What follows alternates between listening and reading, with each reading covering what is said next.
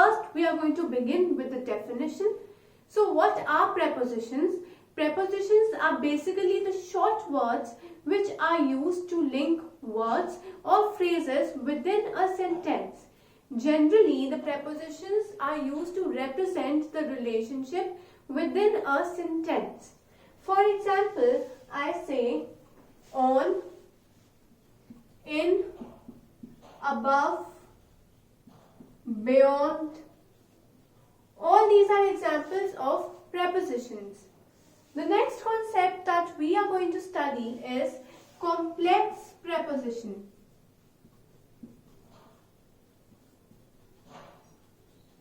Now, what do we understand by the term complex preposition? Complex preposition is referred to a term in which there are two prepositions at the same time in a single sentence.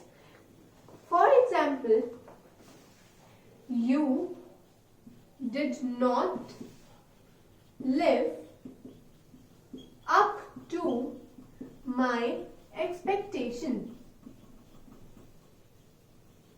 Now it is clearly visible that in this sentence there are two prepositions. First is up and second is to. So when two prepositions are used continuously in a single sentence, that preposition is referred to as a complex preposition. So complex preposition is when more than one preposition is used in a sentence. Now the next type of preposition that we are going to cover is preposition of space. Now preposition of space is divided into two types. First is the preposition of place and second is the preposition of direction. Now preposition of place is also referred to as preposition of position. So preposition of position tells us where is something or where someone is, right? But preposition of direction, the preposition of direction is used with a verb of direction. Now, I think we will understand this more with the help of an example. So, let me explain you. First, I will say that the books are kept on the table. Now here, when I question that where are the books kept, I get the answer on the table. On the table means table ke upar. That shows the position of my books. Therefore, this is the preposition of place or the preposition of position, right? But when I say the wind blows from the east, which means that blows is again a verb, right? But this is the direction, and whenever a verb is used with the direction, then that preposition becomes the preposition of direction, right? So preposition of space is divided into two parts. First is the preposition of position and second is the preposition of direction. But again, there are some exceptions. So even in this case, there are certain sentences in which both the concepts can be used, right? For example, I say the spider hid under the mat. Now, hid is again when you hide, that means you move. And when you move, it is again a part of direction. So, here this is the preposition of direction. But when I say my slippers are under the bed,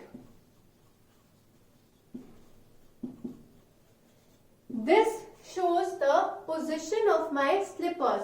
Therefore, this is indicating position and this is indicating direction.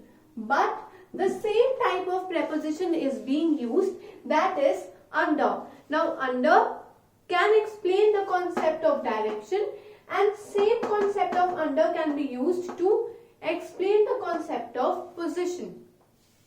I can explain you with another example, across. Across can also be used to indicate both direction as well as position. When I say the bridge is across the river, that means that the position of the bridge is being defined. But when I say the boat rode across the river, road is again a movement, right? Now this movement shows the verb, right? And whenever we will use preposition along with the verb, that is the preposition of direction. So again, across can indicate the two concepts, that is the concept of place and the concept of directions. So similarly, there are different types or different examples of prepositions that can be explained. Now for is used for someone. In, my books are in my bag. In my bag means that my books are in some limited place, right? So in is used when something is inside something, right? I say beyond. Beyond is also an example of preposition. Beyond is used for someone or for something which is further behind or further away from my position or from someone else's position. Then another type of preposition is on. On means that it is above something, above the surface. The books are lying on the table. On the table means it is kept above the table, right? I say another is over. Over is also a preposition. And the difference between on and over is that it is kept above a surface. It is touching the surface, right? Above. Above means that something or someone is above a particular height. It is distant from the particular height. So these are the few examples of preposition, and in this video we covered first the definition of preposition, then what are complex preposition, and further we covered the type of preposition, which is the preposition of space, that is divided into two types, preposition of position and preposition of direction.